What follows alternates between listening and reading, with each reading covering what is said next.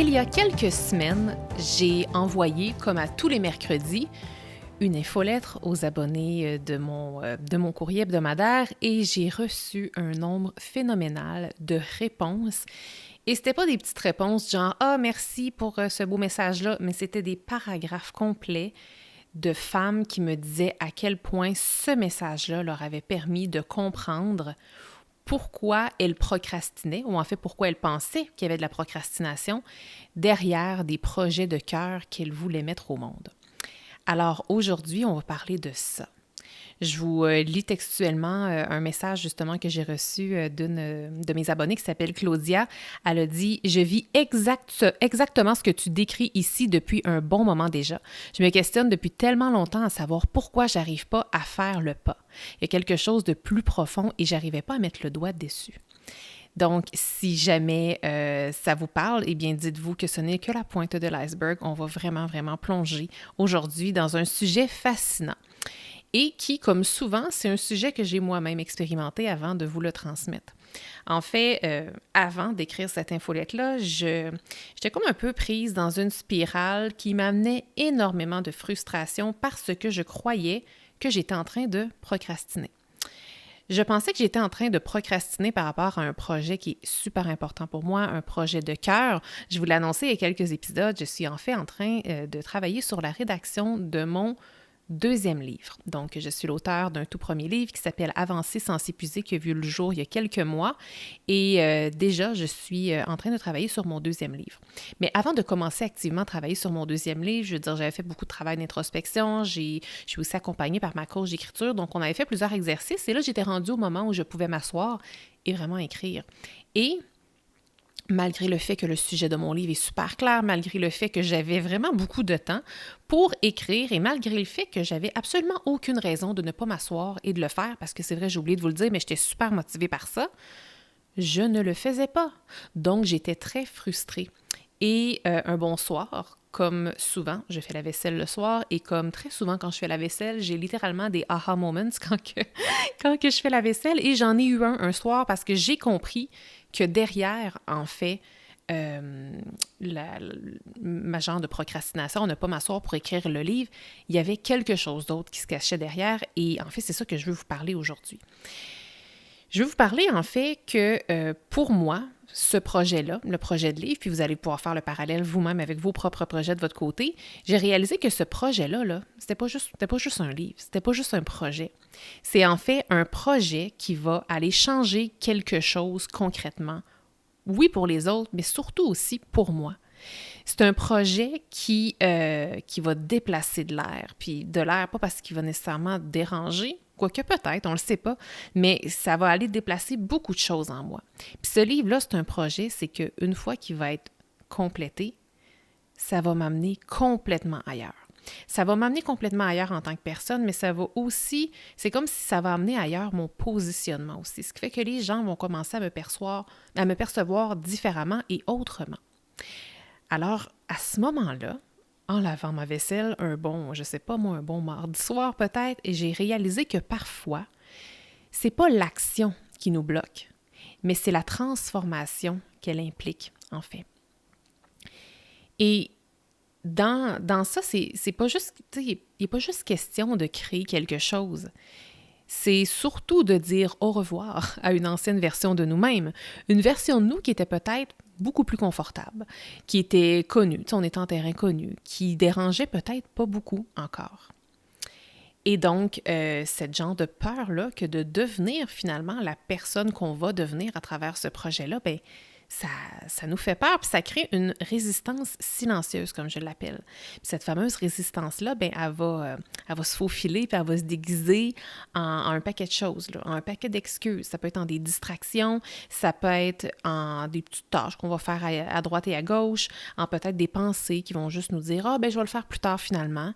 Ça peut se transformer en fatigue, ça peut se transformer en la fameuse croyance que « Ah, c'est pas le bon timing ». Donc, on va se répéter un peu toutes ces choses-là. Ça va être juste des excuses qui vont aller dans le fond, qui vont être en fait un déguisement de cette résistance-là parce que au fond de nous, puis souvent c'est très inconscient, soit dit en passant, c'est qu'au fond de nous, on a un peu peur de non seulement de se transformer, mais d'être visible en fait dans cette transformation-là. Donc, quand vous ressentez justement cette forme de procrastination-là qui vous habite, même si vous êtes motivé, même si vous avez le temps, même si vous savez ce que vous avez à faire, au fond, qu'est-ce qui se passe? C'est que c'est votre identité qui est en train de faire un mouvement.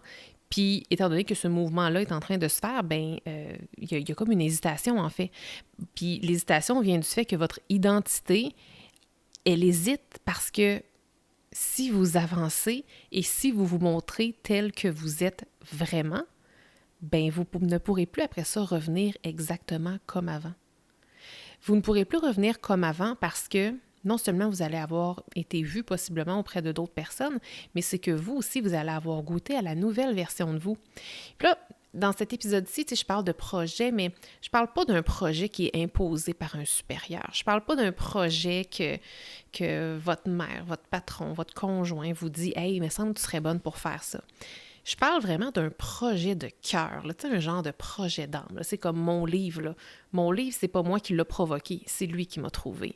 Vous pourriez être une artiste et vous dire « Ah, comme je ressens l'appel de créer telle chose, telle sculpture, de mettre à dessiner tel type de choses. » J'ai une artiste peintre qui m'a écrit justement après cette infolette-là pour me dire que ça lui avait tellement fait comprendre à quel point elle se sentait prête de commencer à peindre des nouveaux tableaux, mais qui sont différents de ceux qu'elle fait habituellement.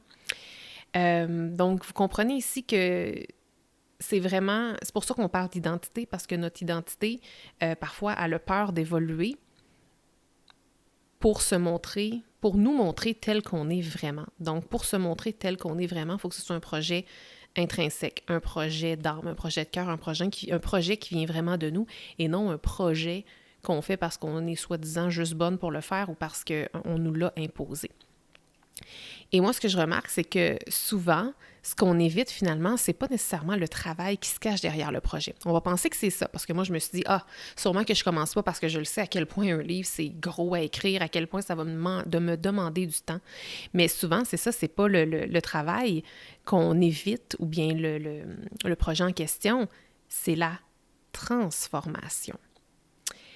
Et donc, si jamais vous vous reconnaissez dans ce que je suis en train de vous dire, j'ai des petites réflexions, en fait, que je pourrais vous proposer ici. Des petites réflexions qui, je pense, méritent que vous preniez un moment avec un journal, un crayon et que vous preniez vraiment le temps d'y répondre. La première réflexion que j'ai pour vous, c'est la suivante. Qu'est-ce que ce projet va changer dans qui vous êtes? Alors, qu'est-ce que ce projet va changer dans qui vous êtes précisément? La seconde réflexion, c'est à quelle version de vous-même devrez-vous dire au revoir en mettant au monde ce projet? Alors, à quelle version de vous-même devriez-vous dire au revoir en donnant naissance à ce projet? Justement, j'ai une personne, en fait, qui a lu mon infolette, mais qui est aussi une amie qui m'a répondu en me disant, elle a dit « Émilie, je me suis assise avec les questions et j'en ai eu les larmes aux yeux. » Elle a dit « Disons que oui, la version de moi qui va aller de l'avant avec mes idées changera toute ma trajectoire. » Donc, c'est Lisiane qui m'a dit ça. Donc, ça a été très révélateur pour elle puis pour un paquet d'autres personnes. Alors, prenez vraiment le temps, comme Lisiane, d'aller vous asseoir avec les questions pour justement laisser émerger les bonnes réponses. Puis vous allez voir qu'une fois que vous allez avoir clarifié qu'est-ce qui se cache derrière cette peut-être crainte de transformation-là, vous allez, après ça, être capable d'enfin passer à l'action. Donc, pour revenir à mon fameux livre pour lequel je n'étais pas capable de m'asseoir et de commencer à écrire au départ, c'était, comme je vous le disais, c'était pas un manque de motivation ou un manque de temps, c'était vraiment une question de passage finalement. Un passage entre deux versions de moi-même, soit l'ancienne version de moi-même ainsi que la future version de moi-même. Parce qu'en fait, ce que vous ne savez pas encore, parce que je ne vous dévoile pas encore de quoi il sera question dans mon prochain livre, et même moi, je sais que là, je suis en pleine rédaction, je sais où je m'en vais, mais je sais qu'il va y avoir des surprises. Je sais qu'au fur et à mesure que je vais l'écrire, qu'il va y avoir des choses qui vont me surprendre, des choses qui vont émerger. Et puis, ce que vous ne savez pas, c'est ça, c'est que ce livre-là va vraiment aller changer un paquet de choses, ça va aller changer ma trajectoire, ça va aller changer la façon dont vous me percevez. Ça va aussi... Puis en fait, je l'ai comme vraiment compris un peu avec... beaucoup avec ma coach d'écriture, puis j'en ai parlé aussi il y a 2 ou 3 épisodes là, par le passé, de justement une discussion puis une prise de conscience que j'avais eue par rapport à mon livre avec ma coach d'écriture, Mélanie. Mais tu sais, je trouve que c'est beaucoup au niveau du storytelling. Puis ça, je pense que ça serait intéressant de l'aborder éventuellement plus en profondeur, le sujet du storytelling. Mais tu sais, vous n'avez pas besoin d'avoir une entreprise pour... ou avoir un compte Instagram, par exemple, pour faire du storytelling, mais on fait tous du storytelling. Puis c'est quoi du storytelling? C'est les histoires qu'on se raconte à propos de notre vie. Et moi, c'est comme si pendant les premières années de la planificatrice, mon storytelling principal, c'était, je suis une fille, j'ai fait un burn-out et puis je me suis relevée de ça. Ça a été ça, ça a été ça, ça a été ça, et ça a été aussi notamment le cœur principal de mon tout premier livre, Avancer sans s'épuiser.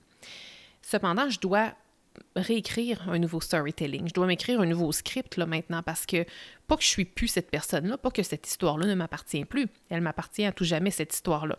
Sauf que là, il faut que j'aie un nouveau storytelling pour mon futur livre. Et c'est ça, en fait. Puis j'ai l'impression qu'à travers ce livre-là, ça va comme aller vraiment incarner mon nouveau storytelling avec lequel je suis très franchement très inconfortable en ce moment. Je suis capable, je vais le faire comme une grande et je vais donner naissance à un livre magnifique. Cependant, là, je suis dedans puis il y a beaucoup d'inconfort. Puis c'est pour ça que je trouve ça le fun aussi de venir enregistrer cet épisode-là à chaud, là, comme pas 2 mois après que mon 2e livre soit publié puis que tout soit beau, tout soit digéré et que je sois redevenue cette nouvelle personne-là. Mais non, pendant que je suis encore dedans. Donc, j'ai vraiment l'impression d'être en transition entre 2 versions de moi et à partir du moment où je l'ai compris, j'ai après ça été capable d'aller m'asseoir et de commencer à écrire ce fameux livre-là. Donc, ce second livre-là qui va faire naître une nouvelle histoire de moi, une façon dont je parle de moi qui est différente en fait. En fait, ce ne sera pas un livre sur moi, ça dit en passant. Clairement pas autant que le premier, mais reste que vous allez comprendre une nouvelle histoire de moi finalement. Donc, je vous laisse languir, là, c'est très volontaire. Et puis, j'ai envie de continuer ici avec 2 autres messages que j'ai reçus de certaines de mes abonnées, en fait, quand elles ont lu l'infolette qui parlait justement de ce fameux sujet-là. Puis, je fais jamais ça, en fait, vous partager de témoignages, de messages que je reçois, mais j'en ai tellement reçu beaucoup, ils étaient tellement révélateurs, puis je me dis que si je vous les transmets, peut-être que vous allez justement vous reconnaître dans certains d'entre eux, et je trouverais ça intéressant que si ça peut vous donner juste la motivation encore plus d'aller plonger dans ce sujet-là et prendre le temps aussi de réfléchir aux projets de cœur sur lesquels vous travaillez, ou peut-être ceux que vous avez mis en veilleuse il y a quelques années parce que vous ne saviez pas trop pourquoi. Peut-être que dans le fond, qu'est-ce qui a créé cette mise de côté-là? C'est peut-être pas parce que vous manquiez de temps, c'était peut-être pas parce que vous aviez des nouveaux enfants puis qu'il fallait donc bien que vous soyez une maman présente ou un papa présent. C'est peut-être pas parce que vous avez une promotion, c'est peut-être parce que les projets que vous avez mis de côté étaient pour vous montrer sous un nouveau jour, un jour qui est juste encore plus vous-même. Donc, j'ai Marie-Pierre, en fait, qui est aussi une cliente qui m'a écrit. Elle a dit « Émilie, j'ai vraiment l'impression que tu as mis le doigt sur ce que je vis.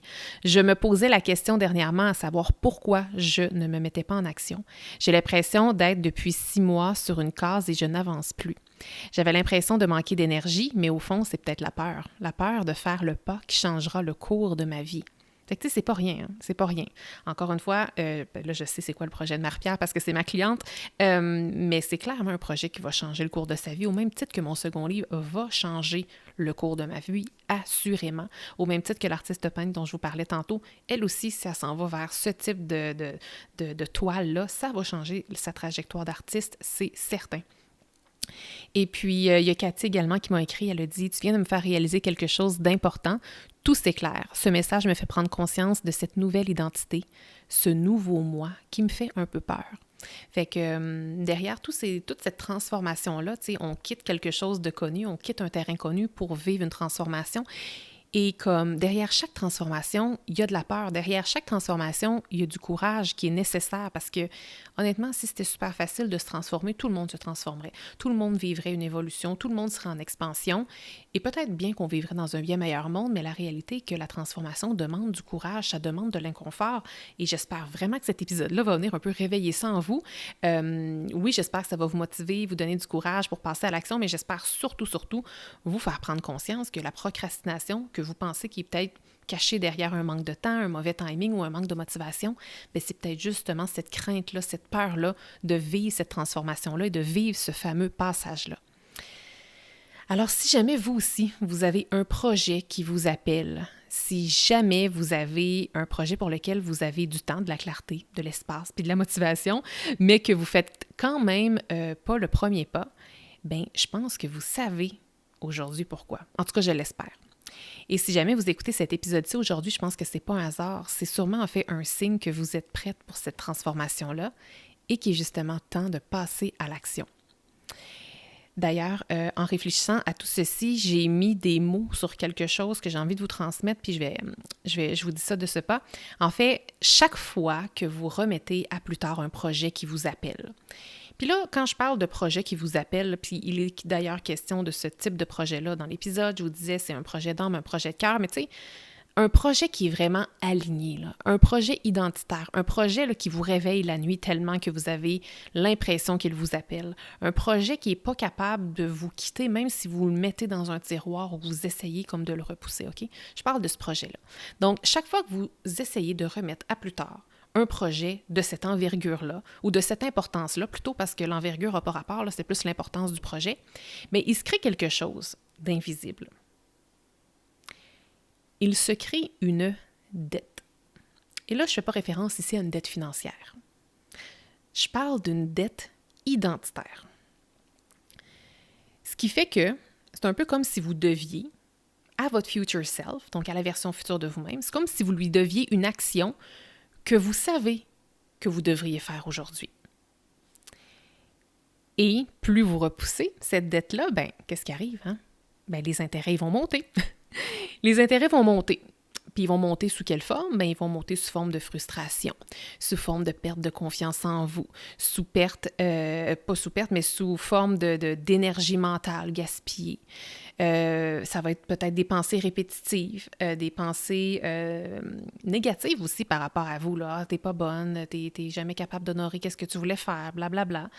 Ces dettes-là vont aussi prendre d'autres formes, comme la sensation que vous êtes faite pour plus, mais que vous n'arrivez jamais à avancer concrètement. Puis ça, il y a tellement de personnes là, qui sont ici. Je suis certaine qu'il y en a plusieurs qui m'écoutaient en ce moment, puis vous vous dites « Ah, je me reconnais là-dedans.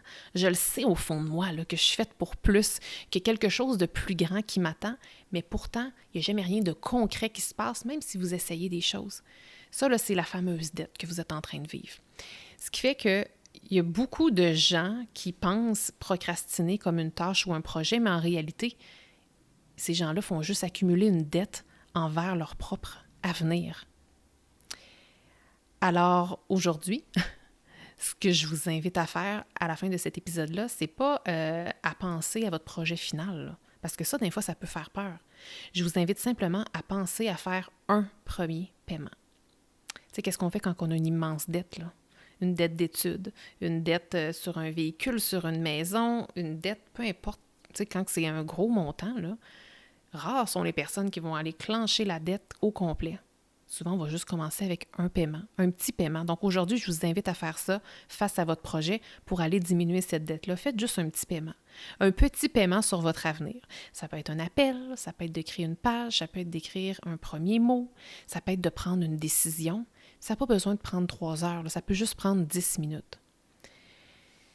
Puis de faire un premier paiement comme ça, ben c'est comme si vous posez une action qui dit à votre future identité « Hey, je t'abandonne pas, je t'oublie pas, je te vois. » Parce que la procrastination, je trouve que ça coûte cher. Ça coûte cher la procrastination, puis ça coûte pas cher comme on le pense. Souvent, on va penser que la procrastination, ça coûte juste cher en termes de temps, et oui, mais je trouve que la procrastination, ça coûte surtout cher à la femme que vous pourriez devenir. Si mon épisode d'aujourd'hui vous a parlé fort, vous a parlé profondément, c'est peut-être pas en fait, parce que vous manquez de motivation. C'est peut-être parce qu'il y a justement une prochaine version de vous-même qui essaie d'émerger en ce moment. Puis je pense que vous la voyez, cette version-là. Puis parfois, on n'a pas besoin de plus de discipline. Souvent, on a juste besoin comme d'un espace pour laisser émerger cette nouvelle version de soi, d'un cadre ou d'un accompagnement pour traverser ce fameux passage-là. Et si jamais c'est ce que vous ressentez en ce moment, bien, je vous invite sans pression juste comme une invitation à aller explorer mon programme d'accompagnement croissance. Et d'ici là, rappelez-vous ceci, ce que vous repoussez, là, c'est peut-être pas un projet, c'est possiblement la prochaine version de vous qui vous attend, tout simplement. Merci d'avoir été là. Si cet épisode vous a plu, est-ce que je peux vous demander un petit service? Allez évaluer le podcast 168 heures en lui donnant un 5 étoiles et abonnez-vous pour ne rien manquer. C'est honnêtement la meilleure façon de le faire découvrir aux autres, puis en même temps, ça me témoigne que vous l'aimez. J'ai déjà hâte qu'on se retrouve et d'ici là, assurez-vous de profiter pleinement des 168 heures de votre semaine. À bientôt!